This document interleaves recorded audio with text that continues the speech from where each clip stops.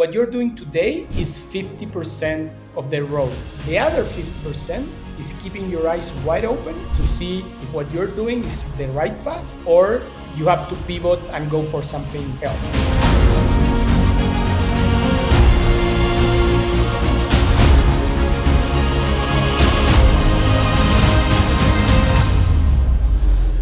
Alrighty, hello everyone and welcome to the Deal Maker Show. So today we have a really exciting founder that is joining us. Again, he's doing quite remarkable stuff out of Chile where they have their HQ, and we're going to be talking about everything that you can think of when it comes to fintech, when it comes to building, scaling, financing, going from one startup to the next. I mean, he has 4 under his belt, so think about that. Pretty unbelievable.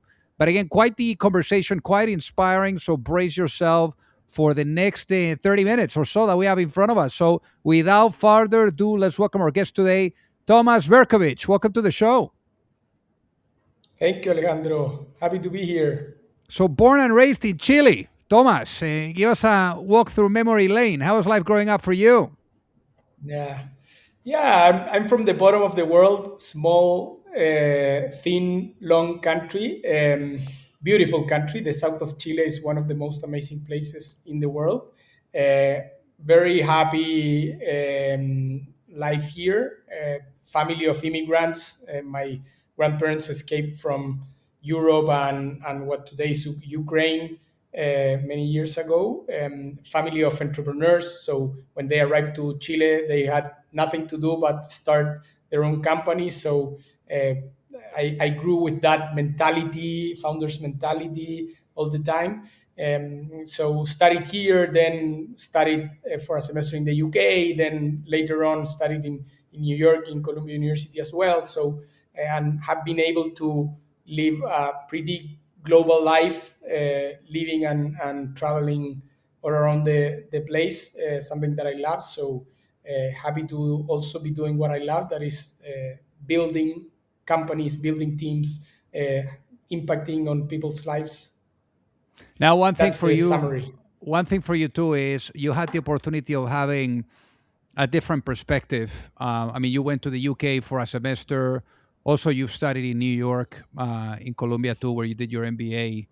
I guess, what do you think opened up for you, being able to have the exposure to things that were happening, let's say, outside of Chile, outside of Latin America? How do you think that opened up a little bit more your worldview on things? Yeah, so to think global, I think you must somehow live global. And the experience I've had, like living in the UK twice, actually. We started Global 66 from the UK. We lived 2 years in London. And being able to meet different people, entrepreneurs, understanding different cultures, seeing that there's a whole world outside, and having the idea and looking for the way to build global companies. I think it has helped a lot being able to see the world and share in the degree I did in Columbia University. It was just entrepreneurs from all around Latin America, being able to talk to them, and really you realize that it doesn't matter from where you are, where you do business, what industry you're in. Like in the 80/20, you have the same types of challenges, problems, whatever. So there's specific things to each country and each industry, but overall we all have to manage with capital raise, HR, operations, technology, whatever. So yeah, very, I would say, fundamental to being Now, able to live abroad and travel. for you, one thing that is interesting is, you were alluding to it, your family, family of immigrants, entrepreneurs too. You saw that early on. Why did you go work for somebody else before you got started, with your first startup? So I started doing things when I was like 10 years old. I went to a retail shop to ask for a job, and I started working at 10. Then I was a waiter, then I was a DJ since I was like 13 years old. So, and when I came out of university, I wanted to go to work to the US. No company wanted to hire me and send me from Chile to the US.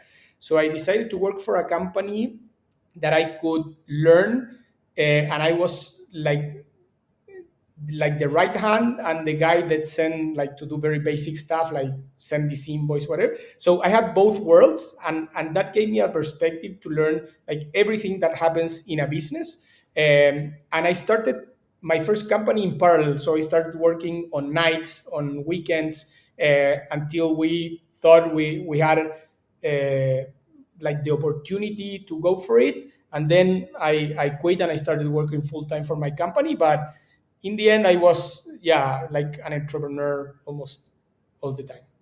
So the first company that you did, that was basically one that was more in the cinema industry, with setting up pricing and stuff like that. So how was that first rodeo? I mean, as they say, you either succeed or you learn. So you guys ended up winding down the operation. So I guess what was the biggest lesson that you took away from that experience? Many, but I would say the most important is you don't have to sell the cherry of the cake. What we were selling there is revenue management solution for cinema industry. And at that time, so cinemas were just getting to have an online shopping. So they were just solving the way to sell online, and I was like selling something that was much more advanced to do all the revenue management, pricing, capacity optimization that went along with the online. And the the priorities of the management, they had many things before like implementing revenue management, that there was something that like increased their revenues and their profits and everything. But so it was a complicated industry, not that big if you compare, for example, with the financial industry. And then I was selling something that was like, when you have all the cake ready, beautiful, you just put the cherry on top of it. So I like, my view today is you have to go to bigger industries to sell a problem that's really painful for the people or the businesses, and there you have a chance to you have a higher chance to succeed. Now, for you, the next one was Cuponati. So, how did that Yeah. transition? How did that transition happen? Because it sounds kind of like different, no? From the cinema to then coupons, Groupon Yes style. and no. Yes and no, because so what we did in ZhetaPricing, we optimized the capacity of the cinema so they could have more revenues. What Cuponatic did was optimize and get more sales for not only cinemas but also spas, beauty centers, other entertainment centers, whatever. So in the end, the objective was pretty similar. Of course, one was a SaaS company, a software company, and the other was an e-commerce company. But the general idea was to help companies optimize their infrastructure and sell more. So they had kind of relative some things that were similar. In the end, what happened, Zeta Pricing started winding down because we had a very big Mexican client that copied our system, kicked us away, and then bought the biggest cinema company, our biggest customer. So in the end, we started focusing more on Cuponatic. But that was a little bit the transition. It was a nice story because we didn't have to let go anybody. So all the team from Zeta Pricing went to Cuponatic, and one company started to wind down, and that was growing very fast. So it was a pretty smooth transition. So with Cuponati, you guys ended up building that into something meaningful. I mean, in 4 countries, basically with profitable nowadays. How was that journey like? Oh, it was a roller coaster. So the company started growing very, very fast. We had a lot of competition, and guys came to Latin America with, I would say, a couple of them with hundreds of millions of dollars, and many of them with tens of millions of dollars. We just raised 1 million, so we had to be very, very, very lean, very, very, very efficient, and that in the end paid off because the industry, most of the players had very high fixed costs, and the business model didn't support having very fixed costs. So many of them got we bought like three players in the region. Many of them went bankrupt or closed, and in the end, what happened during the pandemic is the ones that had fixed costs died. One of them was Groupon in Latin America, and as we were very lean, we were also very close to die, but we managed to stay alive. And in the end, after the COVID, we were able to uh, make the company profitable again. And for the last 3 years, it has been a profitable company again. It has operations in four countries in Latin America. So it was a roller coaster, an industry that grew very, very fast. And then, as all the new industries, it adjusted. In the end, it wasn't a very big industry, but probably Cuponatic is today the biggest of the kind in Latin America. The next one was EasyTech. Now with EasyTech, it was the most immediate before Global 66. We'll talk about your latest baby in just a minute here. But with EasyTech, it was a little bit different because with Cuponati, I mean, obviously the company continues to go, but with EasyTech, you ended up selling to your partners. I mean, it's a little of a different approach than or a different way of turning the page or the chapter. So what happened there? So that because I know that that was the most immediate thing that needed to happen for you to be doing what you're doing today with Global 66. Yeah, so what happened? ZhetaPricing was we incubated different companies, let's say. So after the revenue management, we did Cuponatic and we partnered up with uh, two friends to do EasyTech. They One of them had a software solution. I had another one that went into that company. So these two guys, Pato and Christian, they managed the company from scratch. I wasn't in the management from the beginning. And in the end, what makes sense is they were the ones that were building the company, that they own the company. And we had a very friendly relationship. And in the end, they asked us to sell the business to them. And it made a lot of sense. So we ended up selling, and they keep doing very well. And everybody happy. So talking about everyone being happy, and in this case yourself, Tomas, Global 66. At this point, you've done three startups. You've seen everything. You've seen different spaces, different industries, different ups, different downs. Why, out of all things, Global 66? Because the pain in the financial industry in Latin America is huge. And we believe that through technology, we can help millions of people and businesses to do their financial life much easier, much cheaper, and much more global. So, what happens if you see some numbers like in the US, you have 330 million people and there are more than 5,000 banks? Latin America, we're 660 million people and we have less than 300 banks. So you have 35 more banks per person in the US than in Latin America. And if you do this exercise with Europe, it's almost exactly the same. So what happens in the end, this translates in that there's little competition. Banks in LatAm are the most profitable in the world. So ROEs in the US is 8, 10%. Europe doesn't get to 5%. Latin America, 18, 20% and up. So what happens? Pricing, of course, is probably it's much more expensive than what it could be, and then it may sound cliche, but the world changed. Like our grandparents probably were more local people. They used to be born, live, and die, most of them in the same place. And what happens today is most of the people, we are kind of global in different, let's say, in the different spectrum, but from that you buy maybe from, I don't know, Amazon or AliExpress, in depending where you are in the world, or you have the opportunity to travel, or you have the opportunity to live in or study in another place. So you have friends elsewhere, you have to pay, get paid, whatever. And businesses, it's the same. So before business, my grandparents, they were both entrepreneurs. They started their business in Chile and they didn't cross it didn't cross their minds like to go to Colombia, Argentina, Mexico, the US, whatever. They build local businesses. Today, most of the entrepreneurs, when we start, we think how we get this global, mostly coming from Latin America and from small countries.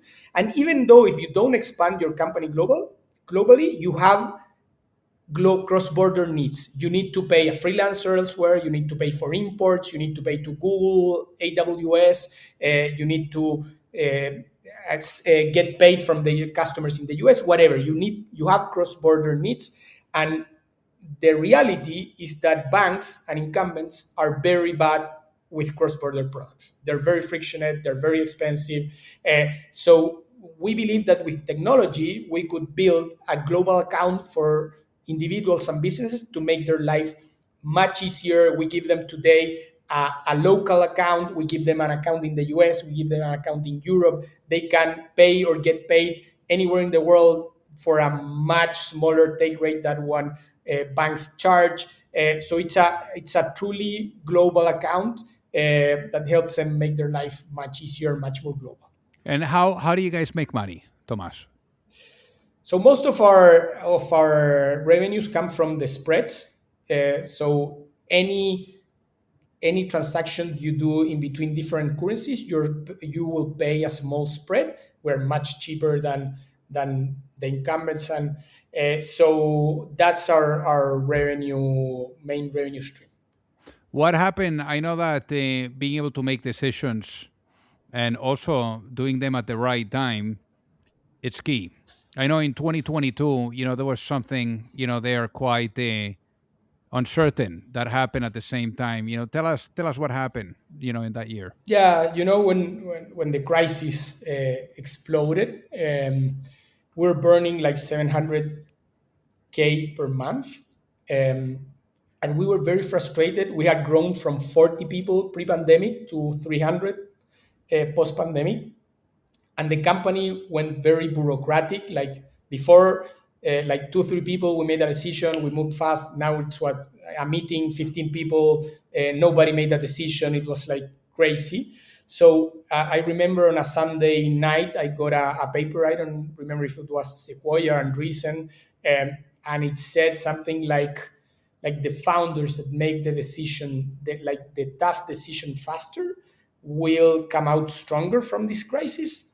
And at that day, I called Cristobal, my co-founder, and I said, you know what? We have to let go like a lot of people in the company. In the end, we ended up letting go like 90 people.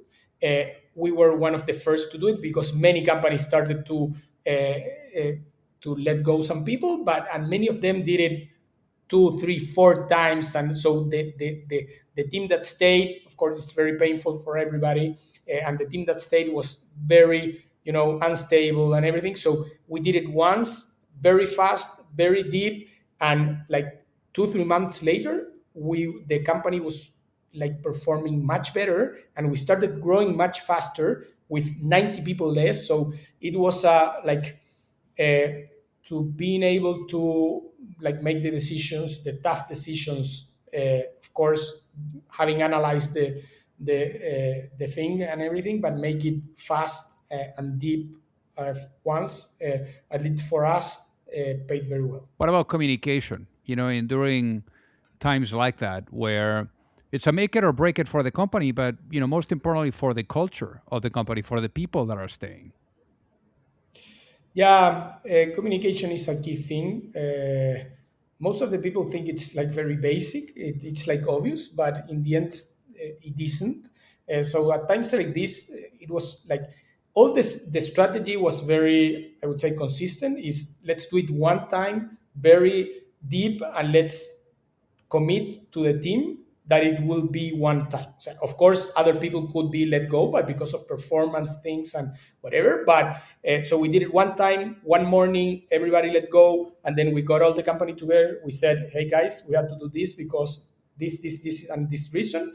It was just a one-time thing. Now let's get everybody. It's very painful for everybody. Call your friends that were let go, and now this is the team that stays. We need you all guys focus, and let's go, and and like kill it together. And I think, of course, everybody was very shocked. But as time started to pass, they started to realize that the company was performing better, communication like flew better, and the decision we made, and they started to see that other companies started to let go people one time, two times, three times. So yeah, I think we handled that pretty well at the time. So for a company like this with Global 66, I mean, it's quite capital intensive, right? Because of at the beginning, especially, I mean, all the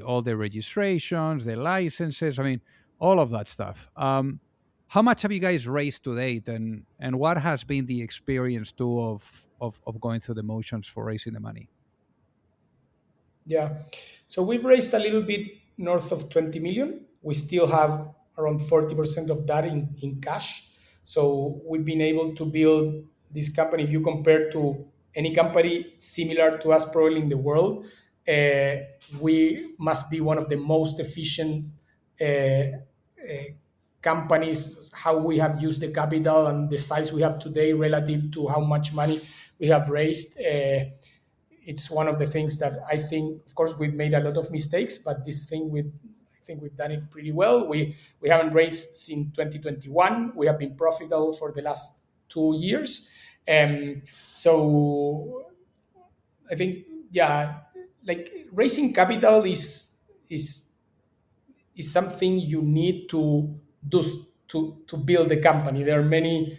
I think there are some founders that like focus on raising money, and they like let others to build the company. We see it the other way around. We raise as little cap money as we can, and we focus as little time as we can in raising money. And like, we are all in the operation and building all the processes, the team, the talent. I think it's mostly about that. So yeah, we maybe won't raise any more money in the history of Global 66. I don't know, but it's a highly pro possibility. Amazing. Now, obviously, when you're raising money, for the investors or even, with customers or employees, vision is everything, right? Because it's all about the future that you're living into. So if you were to go to sleep tonight and you wake up in a world where the vision of Global 66 is fully realized, what does that world look like? So Global 66 should be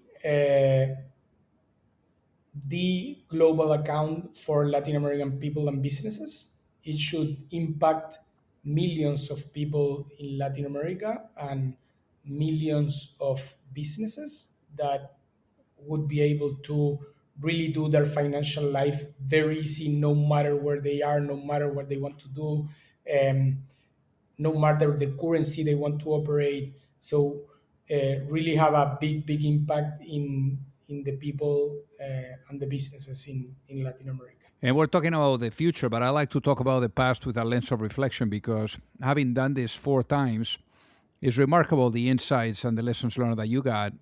So let's say I put you into a time machine and I bring you back in time to that moment where you were about to give your notice there from the company that you were an employee at. And you give your notice, you're walking out of the building, and you're venturing now into the unknown, becoming a founder for the very first time. Let's say you're able to show up right there with that younger Tomas and give that younger Tomas one piece of advice before launching a business. What would that be and why, given what you know now? I'll tell you what my boss told me that time, that I think it was a very wise piece of advice, and then I'll tell you what I would add to that. He told me when I told him I was leaving, he wasn't happy, and he asked me what I was going to do, and I told him like the idea for ZhetaPricing.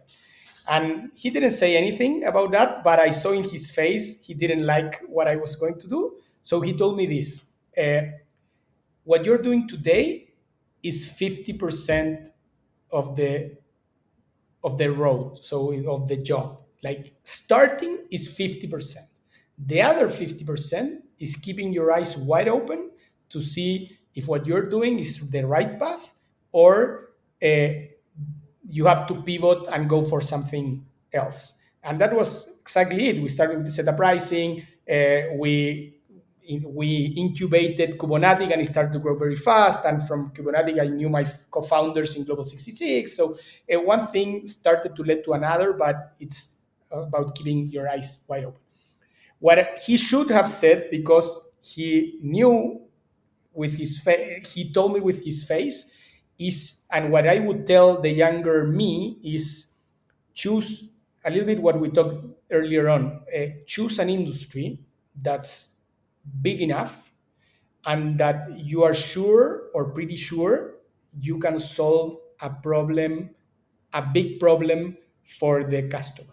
So not sell the cherry on the cake, but sell something that's really a pain for the customer. And that's Global 66, and that's one of the reasons I believe this will be, if we do the things right and we bring in the right talent and everything, this can be a very big company. We're in the biggest industry in the world, the financial industry, and there's a huge pain for both people and businesses on doing their cross-border transactions and financial life in the end. So yeah, that's what I would tell I love the it. younger me. So, Tomas, for the people that are listening that would love to reach out, say hi, perhaps learn more about Global 66, what would you tell them? Yeah, you can follow us. You can download our app. You can onboard today from 60 different countries. You can fund your account through stable coins today, and in many countries in Latin America directly through an ACH transaction. And in a couple of months, we'll have more surprises. So you can get to know our product there. You can follow us on LinkedIn. You can follow me also in LinkedIn. We're pretty active because we believe there's a huge opportunity on being on communicating constantly what we're doing, the products we're launching, how we build the company, how we build the culture. So yeah, happy to have all you guys touching base there. Amazing. Well, Tomas, thank you for being on the Deal Maker Show today. It has been an absolute honor to have you with us. Thank you, Ali. Very interesting and fun conversation.